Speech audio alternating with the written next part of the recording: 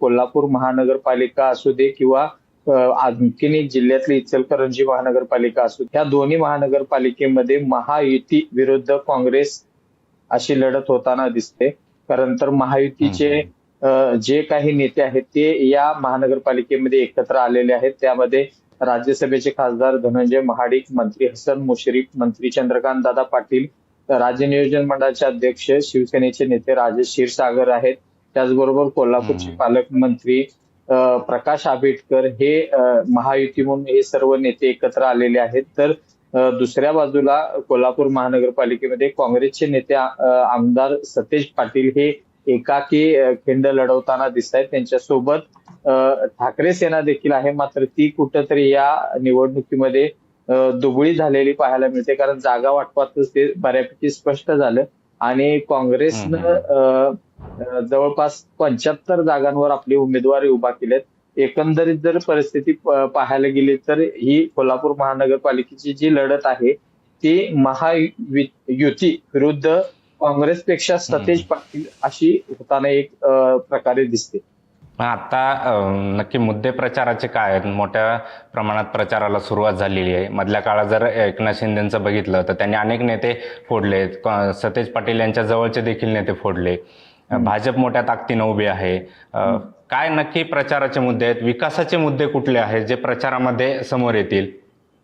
खरं पाहायला गेलं तर सध्या तरी म्हणजे अजून प्रत्यक्ष मतदानाला अजून बराचसा कालावधी आहे आणि मात्र सुरुवातीच्या टप्प्यात तर विकास कामांपेक्षा आरोप प्रत्यारोपांतच या सगळ्या जे प्रचाराची रंगत आहे ती गाजताना दिसते.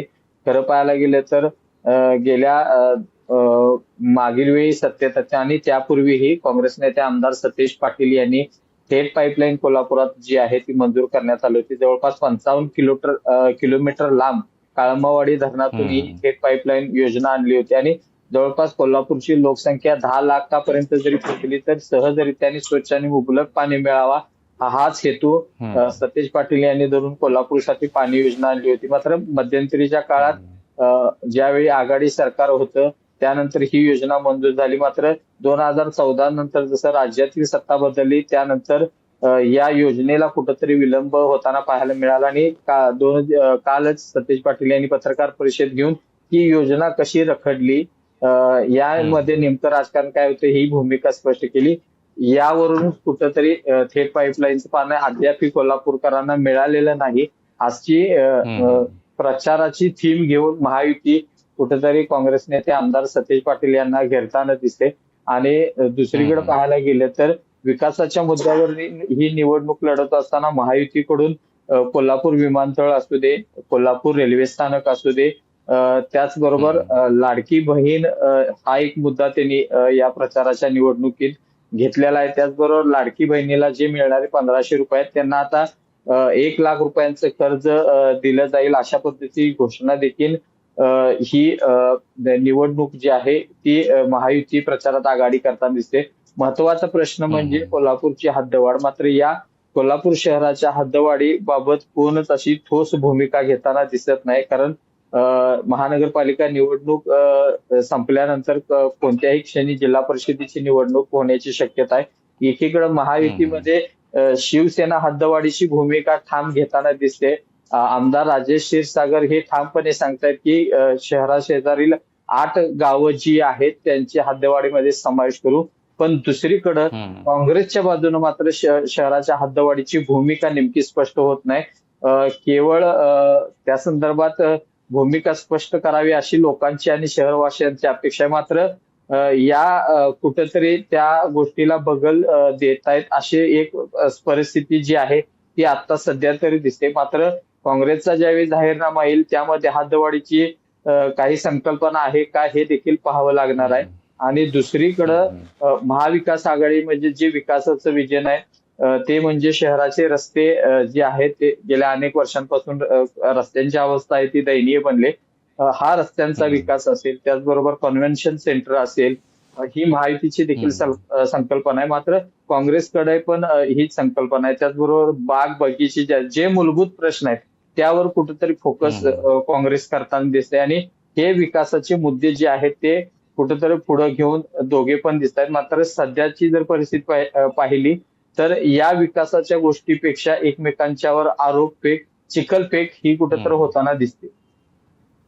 तुम्ही म्हणाले जसं की हद्दवाढीचा जो मुद्दा आहे त्याच्यामध्ये काँग्रेस ठाम भूमिका घेताना दिसत नाहीये.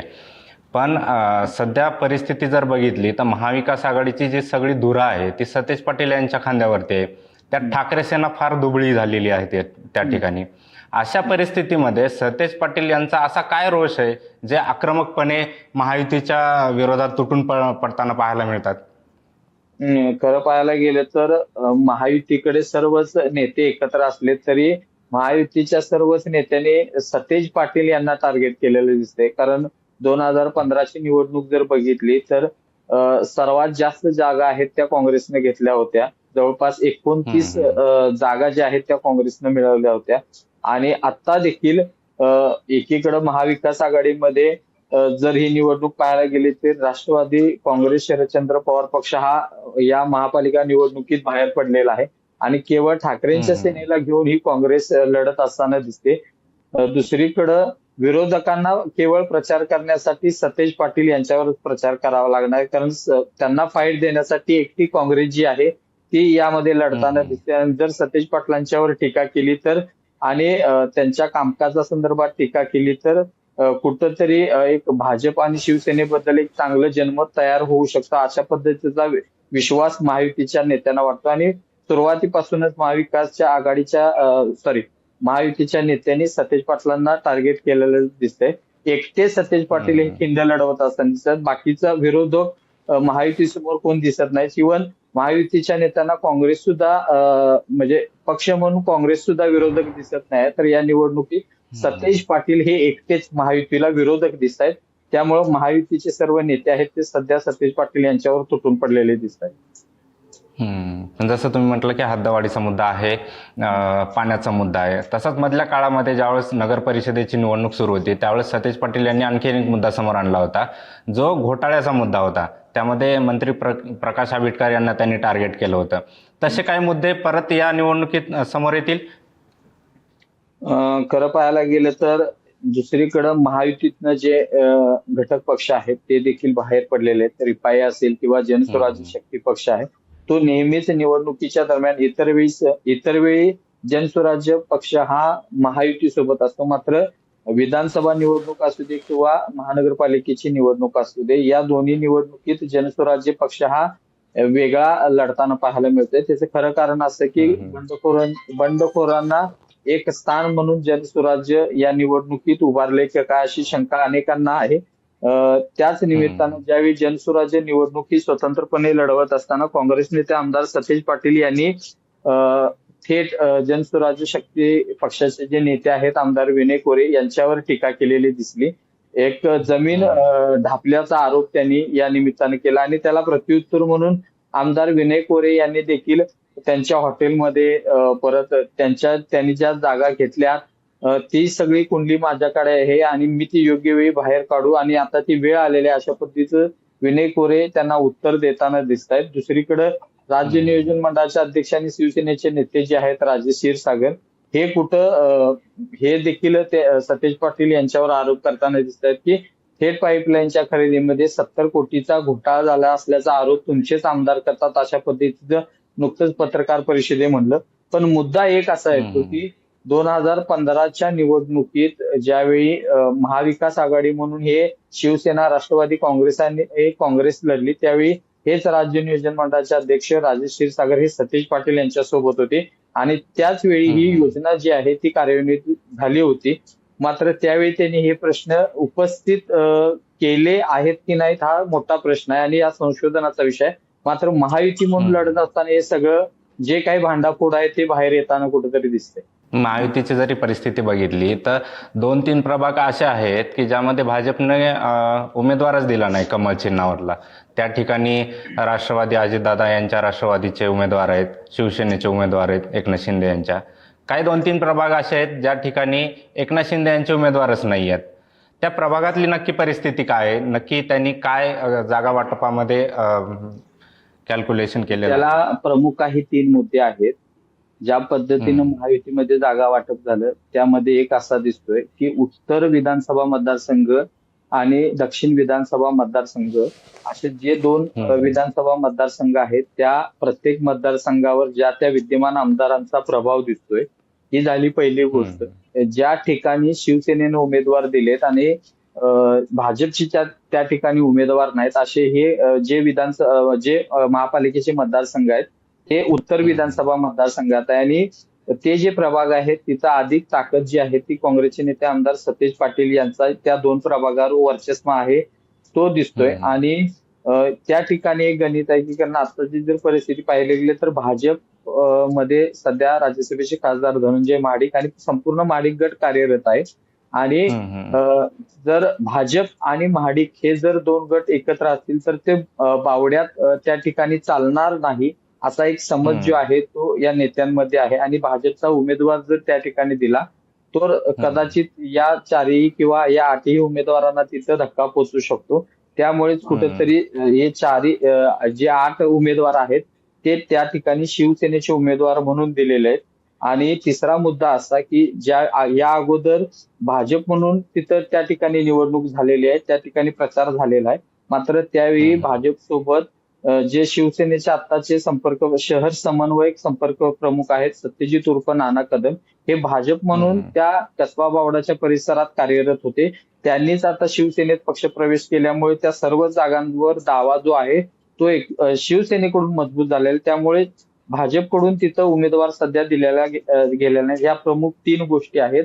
आणि जर 17 मतदारसंघातलं पाहायला गेलं तर प्रभाग क्रमांक 17 मध्ये देखील भाजपचा उमेदवार नाही, त्या ठिकाणी राष्ट्रवादीचे आणि शिवसेनेचे उमेदवार आहेत. तेथील जर भाग जर बघितला तर बऱ्यापैकी दलित समाज आणि त्या ठिकाणी मुस्लिम समाज मतदारांची जी संख्या आहे ती अधिक आहे. आणि तो शिवसेनेचा बालेकिल्ला देखील मानला जातो कारण त्या ठिकाणी यापूर्वीचे जे नगरसेवक आहेत नियाज खान हे त्या ठिकाणी प्रबळ आहेत. आणि विरोधात म्हणजे त्यांच्या विरोधात काँग्रेसचे पण काही उमेदवार आहेत.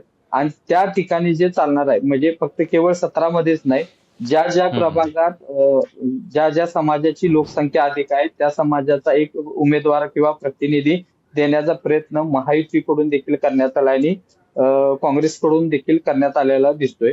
आणि जर दक्षिण विधानसभा मतदारसंघातली बघायला गेली तर प्रभाग क्रमांक साधारण 20 असेल किंवा 18 असेल या ठिकाणी भाजपचे अधिक उमेदवार आहेत कारण तो दक्षिण विधानसभा मतदारसंघावर सर्वाधिक प्रभाव जो दिसतो तो आमदार अमल महाडिक यांचा दिसतो. अशा पद्धतीने जागा वाटपाच्या महायुतीमध्ये कुठेतरी विधानसभेचं रंग या उमेदवारी मागे आहे अशा पद्धतीचं चित्र या जागा वाटपामध्ये दिसते. तर काँग्रेसची पण अशीच परिस्थिती आहे. महाविकास आघाडीमध्ये काँग्रेसच्या स्वतःच्या चिन्हावरती जवळपास 15 प्रभाग असे आहेत त्या ठिकाणी सगळे काँग्रेसचेच उमेदवार आहेत. मग ही सगळी जातीय समीकरणं आहेत का या ठिकाणी जे ठाकरे सेना दुबळी झाली आहे असा काही प्रकार आहे? नाही, काँग्रेसच्या जागा वाटपामध्ये जातीय समीकरणाचा कुठलाही मुद्दा दिसत नाही. मात्र ते काँग्रेसचं यश म्हणावे लागेल की सर्वाधिक जागांवर काँग्रेस निवडणूक लढवते. त्याचं प्रमुख कारण असं की महाविकास आघाडी म्हणून लढत असताना राष्ट्रवादी शरदचंद्र पवार पक्ष हा अधिक जागांची मागणी करत होता. किमान 4 ते 5 जागा तरी आम्हाला मिळाव्यात अशी अपेक्षा होती. मात्र ते देण्यासाठी देखील काँग्रेसची जी काही समिती होती त्यांनी देखील नकार दिला. त्याचबरोबर ठाकरेंची सेना देखील आक्रमक होती.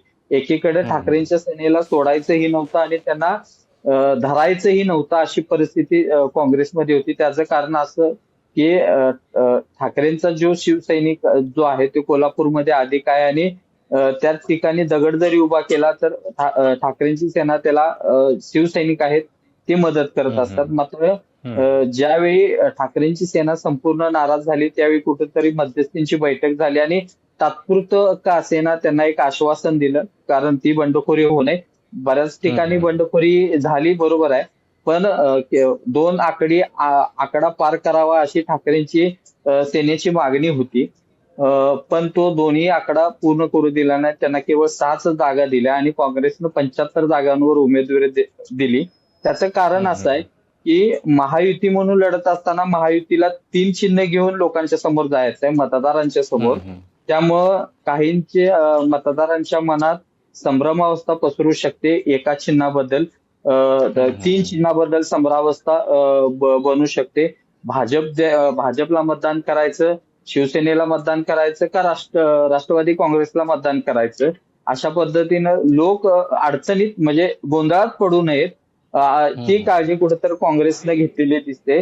जर सर्वच प्रभागात काँग्रेसचे एकाच चिन्हावरचे उमेदवार दिले तर काँग्रेसच्या नेत्यांपुढे एक सोयीस्कर बाब अशी बनणार आहे आणि उमेदवारांच्या पुढे देखील एक बाब अशी चांगली बनणार आहे की त्यांना केवळ हातातच प्रचार करावा लागणार आहे.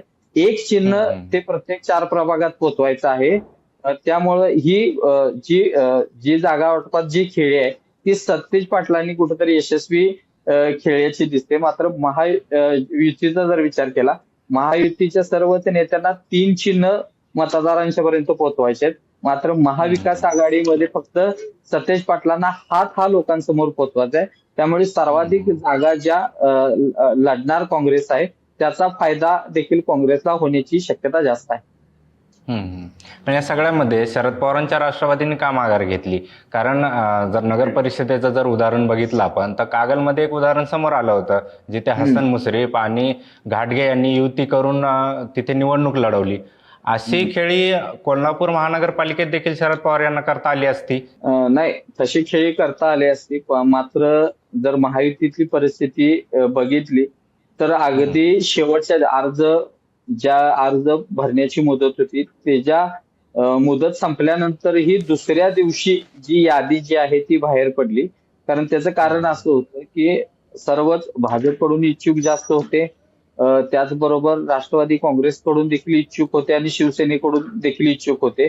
मात्र या बंडखोरांचा फटका बसू नये म्हणून अगदी शेवटच्या क्षणापर्यंत महायुतीने ही उमेदवारी यादी आहे ती ताणली होती. अचानकपणे जे काही उमेदवार सिलेक्शन झाले त्यांना ऑफिस कार्यालयातून फोन गेले, तुम्ही एबी फॉर्म या घेऊन जावं. मात्र ही नावं सर्व जी आहेत ती मुदत संपेपर्यंत ठेवली होती, कुठेही जाहीर केली नव्हती.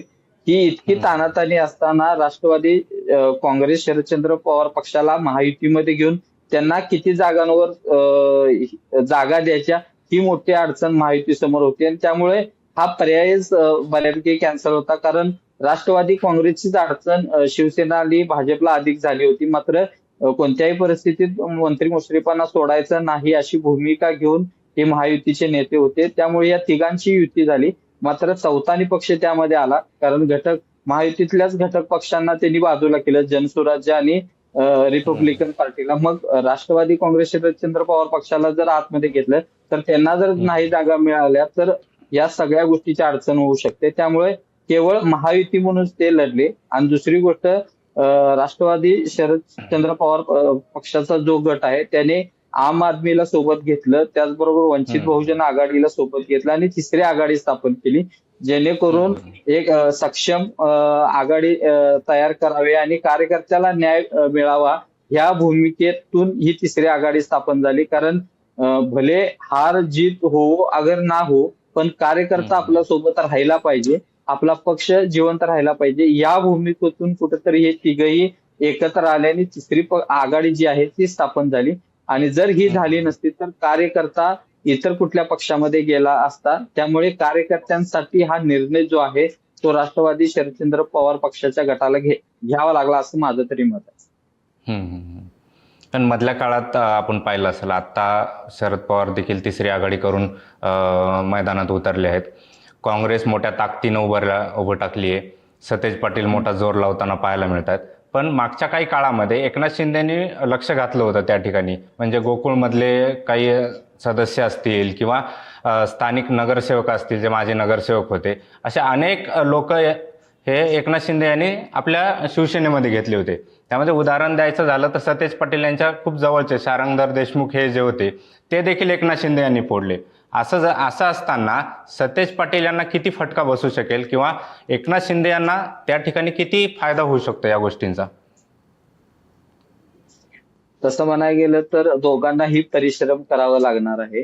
कारण उपमुख्यमंत्री एकनाथ शिंदे यांनी ज्या पद्धतीनं शारंगधर देशमुख असतील, त्याचबरोबर काही नगरसेवक असतील आणि जे प्रबळ दावेदार आहेत काँग्रेसमधले त्यांना शिवसेनेमध्ये घेतलं आणि त्याचा फायदा जागा वाटपामध्ये झालेला दिसला. कारण मागील जर परिस्थिती पाहिली तर शिवसेनेचे 4 नगरसेवक होते, मात्र आता जर जागा वाटपातला जर विचार केला तर शिवसेनेने एकनाथ शिंदेच्या गटाने महायुतीकडून जागा वाटपामध्ये जवळपास 30 जागा ज्या आहेत त्या घेतलेल्या आहेत.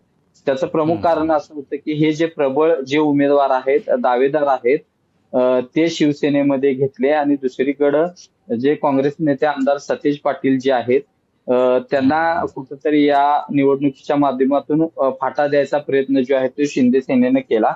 आणि आताची परिस्थिती जर बघायला गेली तर खरंच काही मतदारसंघामध्ये ही वस्तुस्थिती नाकारता येणार नाही.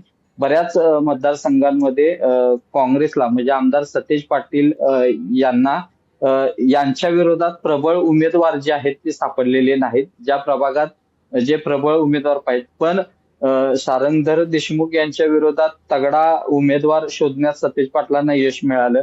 दुसरीकडे अभि खतकर म्हणून जे प्रबळ दावेदार होते काँग्रेसकडनं, ते देखील शिवसेनेत गेल्यामुळे त्यांच्या विरोधात मनसेचे जिल्हाध्यक्ष राजीव दिंडोरले यांना हाताला लावल्याशी त्यांना यश आलं. मात्र उर्वरित जे काही मतदारसंघातील 3 उमेदवार आहेत ते कुठंतरी म्हणजे त्यांचे लोकप्रियता कमी कुठेतरी असलेले असे चेहरे जे आहेत ते सतेज पाटलांना काही मतदारसंघात मिळालेत. पण मात्र जे शिलेदार सोडून गेलेत त्यांच्या विरोधात तगडी फाईट देण्यासाठी जे प्रबळ उमेदवार पाहिजे ते मिळवण्यात यश मिळवले. मात्र काही ज्या प्रभागात आहेत तर अशा काही प्रभागामध्ये सतेज पाटील हे कुठंतरी कमी पडताना या निवडणुकीच्या माध्यमातून दिसत आहेत. कारण प्रबळ चेहरे शोधायला त्यांना बराचसा वेळ लावा लागला आणि त्यांची देखील अशी परिस्थिती झाली की त्यांची जे राहिलेले 12 उमेदवार आहेत त्यांनी देखील अद्याप ही यादी आहे ती शेवटच्या क्षणापर्यंत जाहीर केली नव्हती. त्यामुळे याचा फटका काही ठिकाणी शिंदेच्या शिवसेनेला देखील बसण्याची शक्यता आणि सर्वाधिक ज्या मतदारसंघातून जे प्रबळ उमेदवार काँग्रेसमधून शिवसेनेत गेलेत त्या ठिकाणी काँग्रेसला देखील फटका बसण्याची शक्यता आहे. अगदी शेवटचा प्रश्न, काय वाटतं सगळी सध्याची जी परिस्थिती आहे, जे विकासाचे मुद्दे असतील, भ्रष्टाचाराचे असतील किंवा प्रचाराचे असतील किंवा आरोप प्रत्यारोप, या सगळ्या गोष्टी एकत्रित लक्षात घेता, सध्याची परिस्थिती लक्षात घेता, कोणाची सत्ता येईल, कोणाचं पारडं जड वाटेल? खरं पाहायला गेलं तर आत्ताच ते सांगणं कठीण होणार नाही कोणाची सत्ता येईल किंवा काय सांगणं कठीण होणार. कारण शेवटच्या 6 तासामध्ये की शेवटच्या 2 तासामध्ये मतदार राजा हा ठरवत असतो की आपल्याला कुणाला मतदान करायचं. अजून प्रचाराला 8 ते 9 दिवस आहेत आणि या प्रचाराच्या घडामोडीमध्ये कोणत्याही पक्षाकडून किंवा एखादी छोटी चूक जी आहे ती महाग पडू शकते आणि एक छोटस काम ही कुणाच्या पारड्यात मतदान आहे ते टाकू शकतं. ही परिस्थिती शेवटच्या क्षणापर्यंत सांगता येणार नाही. मात्र सध्याची जर परिस्थिती पाहिली गेली तर लाडक्या बहिणीचा इम्पॅक्ट जो आहे तो अजूनही महिलांमध्ये मोठ्या प्रमाणात आहे. कारण मुख्यमंत्री देवेंद्र फडणवीस जरी असले तर अजूनही उपमुख्यमंत्री एकनाथ शिंदे यांची क्रेज जी आहे ती महिलांच्या मध्ये दिसून येते. कारण लाडक्या बहिणींना ज्या पद्धतीनं महिन्याला पैसे मिळतात त्याचा प्रभाव आज देखील प्रत्येक महिलांमध्ये दिसून येताना आपल्याला पाहायला मिळतो. आणि जर पाहायला गेलं तर गेल्या 10 वर्षांपासून काँग्रेसची महानगरपालिकेवर सत्ता आहे. अनेक विकास कामं काँग्रेसच्या माध्यमातून झालीत. मात्र जर सर्वच बाजूने कोल्हापूर शहराची हद्दवाढ असेल, रस्त्यांच्या बाबत चांगली सुधारणा असेल किंवा लाईट, पाणी, वीज या सगळ्या गोष्टी आणि बाग बगीचे जर या सगळ्या गोष्टी जर व्यवस्थित पाहिजे असेल तर केंद्र आणि राज्य सरकारची मदत आणि निधी देखील तितकाच महत्वाचा आहे. त्यामुळे महापालिकेत देखील महायुतीची सत्ता असावी अशा पद्धतीची नागरिकांची भूमिका दिसते. खरं पाहायला गेलं तर या संपूर्ण ज्या महापालिकेचा जर अंदाज घेतला तर एकूणच परिस्थिती सध्या महायुतीच्या बाजूने झुकताना दिसते. तर दुसरीकडं कोल्हापूरचं जर राजकारण पाहिलं तर ज्यावेळी माणूस एकटा पडतो त्याला कोल्हापूर देखील साथ नेहमी देतात. ही कोल्हापुरातील लोकांचं वैशिष्ट्य आहे. त्यामुळे महायुती सत्तेवर येणार की काँग्रेस सत्तेवर येणार हे आगामी 16 जानेवारीलाच नेमकं कळणार. नक्कीच येत्या 16 जानेवारीला हे सगळं चित्र स्पष्ट होईलच. खूप खूप धन्यवाद राहुल सर. सविस्तर विश्लेषण तुम्ही केलं. असेच विश्लेषण आम्ही तुमच्यापर्यंत पोहोचत राहू. तोपर्यंत पाहत राहा सरकारनामा.